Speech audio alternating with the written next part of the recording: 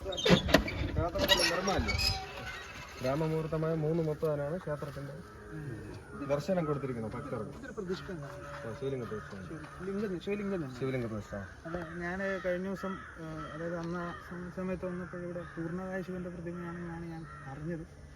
അത് പിന്നെ അതായത് അത് എല്ലാം ഉണ്ട്. ഭഗവാന്റെ എല്ലാം തേജസ്സായിട്ടുള്ള പ്രതിഷ്ഠയും മഹാലിംഗ പ്രതിഷ്ഠയും ഷടാധാര ലിംഗ പ്രതിഷ്ഠ എല്ലാം ഉണ്ട്.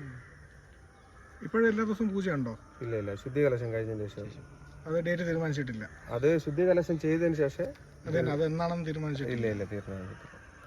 ശരി, അത് കഴിഞ്ഞ പൂർവാധികം ഭംഗിയോടുകൂടി തന്നെ തീർച്ചയായിട്ടും അത് എല്ലാ പൂജയും ആരാധനകളും ഉത്സവങ്ങളെല്ലാം കാണും. എല്ലാം ഭഗവാന്റെ ഹിതാനുസരിച്ചെല്ലാം നടക്കും. ഇപ്പൊ നിലവിൽ ഈ പ്രദേശത്തുള്ള ആൾക്കാരൊക്കെ സപ്പോർട്ടൊക്കെ ഉണ്ട് കേട്ടോ, കൂടെ നിൽക്കുന്നുണ്ടോ?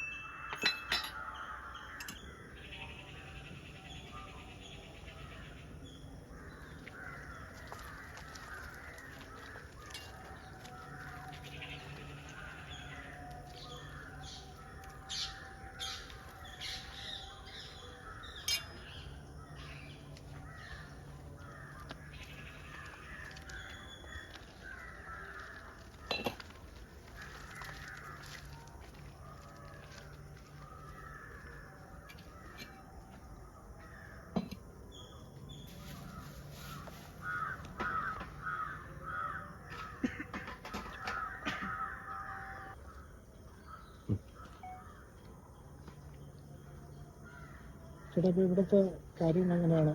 നിത്യപൂജ കാണും. പ്രതിഷ്ഠ കഴിഞ്ഞിരുന്നാലും മഹാലിംഗ പ്രതിഷ്ഠ ഇതിൽ ചെയ്യുന്നുണ്ട്.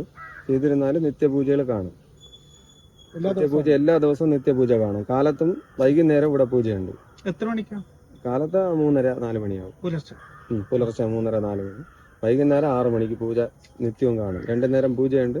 അപ്പൊ ഇത് കഴിഞ്ഞ് ക്ഷേത്രത്തിന്റെ ശുദ്ധികലശം എല്ലാം കഴിഞ്ഞതിന് ശേഷം ക്ഷേത്രത്തിൽ നിത്യപൂജയും നിത്യദർശനം ഉണ്ടായിരിക്കുന്നതായിരുന്നു. അത് ഈ പ്രതിഷ്ഠ കഴിഞ്ഞതിന് ശേഷം പ്രതിഷ്ഠ എപ്പോഴാണ്? അത് പറയും. ആലോചിച്ചിട്ട് എല്ലാവരും ആയിട്ട് ആചാര്യ ഗുരുക്കന്മാരായിട്ട് ആലോചിച്ചിട്ട് തീർച്ചയായിട്ടും പറയുന്നത്.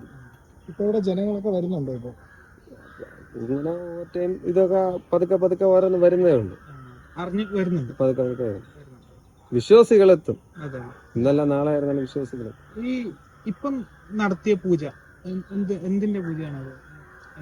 അങ്ങനെ യതിപൂജയാണ്. യതിപൂജ നടന്നുകൊണ്ടിരിക്കുക. ഇപ്പം നടന്നത് യതിപൂജയാണ്. ഈ ദിവസേന നടക്കുന്നത് യതിപൂജയാണ്. അതിന്റെ ഒരു ഇതെങ്ങനെയാ?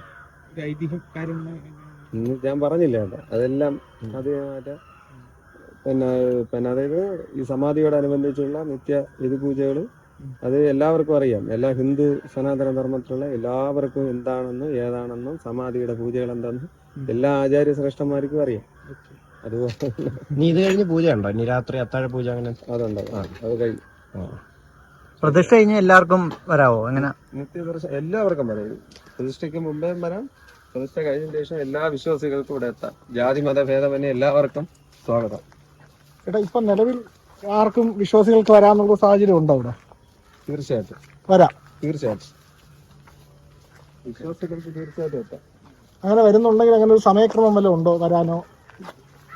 പിന്നെ 6 മണിക്ക് 7 മണിക്ക് നിത്യപൂജ ക്ഷേത്രത്തിൽ നിത്യദർശനം ആവുമ്പോഴത്തേക്കും അതായത് പിന്നെ ഏകദേശം 8 മണിയോളം ക്ഷേത്രം നട തുറന്നിരിക്കും. രാത്രി 8 മണി. രാത്രി 8 മണി വരെ. വൈകുന്നേരത്തെ ദീപാരാധന അത്താഴ പൂജ എല്ലാം കഴിയുമ്പോൾ 8 മണി കഴിയും അമ്പലം അടയ്ക്കാൻ. ഇവിടെ ക്ഷേത്രം നിത്യം നട തുറന്നു കഴിയും. രാവിലെ ആണെങ്കിൽ വരണമെങ്കിൽ രാവിലെ ആണെങ്കിൽ ഇവിടെ 3:30-നാണ് ദർശനം, നിർമ്മാല്യ ദർശനം. ആ സമയം നിത്യം നട തുറക്കുമ്പോഴോ ആ സമയം മുതൽ വരാം.